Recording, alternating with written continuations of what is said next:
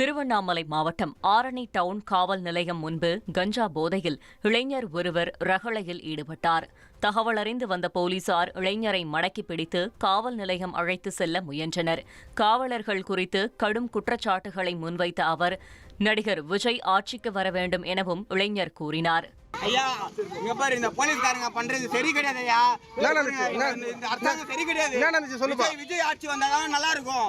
இந்த ஆட்சி சரியான ஆட்சி. இது பாருங்க, விஜய் போலீஸ்காரங்க தப்பு பண்றவங்கள விட்டுறாங்க. எங்களை பிடிக்கிறாங்க. நாங்க என்ன தப்பு பண்ணோம்? உட்காந்து எல்லாருமே விட்டுறாங்க. போலீஸ் எல்லாம் நல்லவன் இல்லை கிடையாது.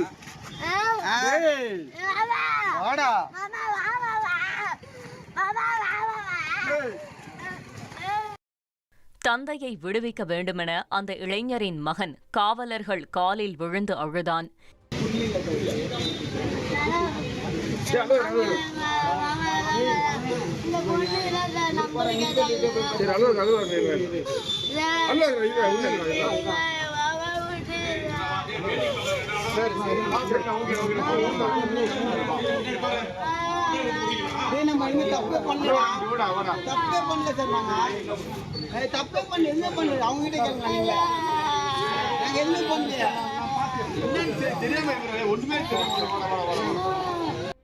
இதையடுத்து விவரங்களை சேகரித்த பிறகு இளைஞரை போலீசார் அனுப்பி வைத்தனர்.